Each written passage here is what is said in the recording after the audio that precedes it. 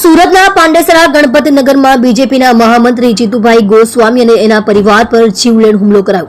સુરતના પાંડેસરા ગણપતનગરમાં ફરી એકવાર અસામાજિક તત્વો બેફામ થયા છે। સુરતના પાંડેસરા ગણપતનગરમાં બીજેપીના મહામંત્રી જીતુભાઈ ગોસ્વામી અને એમના બેન અને પિતા પર જીવલેણ હુમલો કરાતા નવી સિવિલ હોસ્પિટલમાં દાખલ કરાયા હતા, જેમાં તલવાર, ચપ્પુ, ફટકા જેવા તીક્ષ્ણ હથિયાર દ્વારા જીતુભાઈ ગોસ્વામી પર અને એમના બહેન પિતા પર હુમલો કરાયો હતો, જેમાં પાંડેસરા પોલીસ દ્વારા જીવલેણ હુમલા કરવા બાબતે ગુનો નોંધી આગળની વધુ તપાસ હાથ ધરી છે। जी सर, आपका परिचय। कृपा शंकर जयश्री प्रसाद गोस्वामी। आज यहाँ सिविल किस कारण आए हो? वो लुच्चे टाइप के हैं, सब पानी का धंधा करते हैं 2 नंबर में वहाँ। और मैं कुत्ता घुमाने गया था, मेरा कुत्ता रोड पे संडास कर दिया तो बोले इसको हाथ से उठाओ। मैं बोला हाथ से उठाने वाली चीज़ें वो भी रोड पे किया है, कोई किसी की जगह में किया नहीं है। इतने वो लोग आक्रोशित हो गए और हमको लात घूंसों से मारने लगे। फिर जी नहीं भरा, डंडा लेके आए, डंडे से मारे।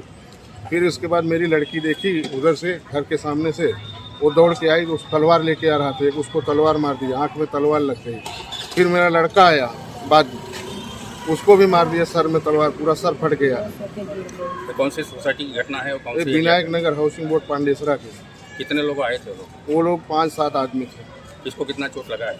मेरे लड़की के आँख में लगा है, 12-13 टाका आया है। लड़के के सर में लगा है, 12-13 टाका आया है। और हमको धुस चोट लगी, हमको गिरा के वहाँ रोड पे मार रहे थे वो लोग। पुलिस वाले को फोन किए थे? पुलिस को फ़ोन किया, मैं ही खुद फ़ोन किया था पुलिस वाले को। पुलिस आई? मेरा मोबाइल भी छीन लिए थे, तोड़ दिए मेरा मोबाइल, मेरा चश्मा तोड़ दिए। तो आप अभी कार्रवाई में क्या पुलिस वालों ने कुछ बताया? अभी पुलिस वाले कुछ कार्रवाई में नहीं बताए, पहले बोले ट्रीटमेंट करा लो, उसके बाद फिर यहाँ पुलिस स्टेशन आना और देखो क्या कार्रवाई करते हैं पुलिस वाले।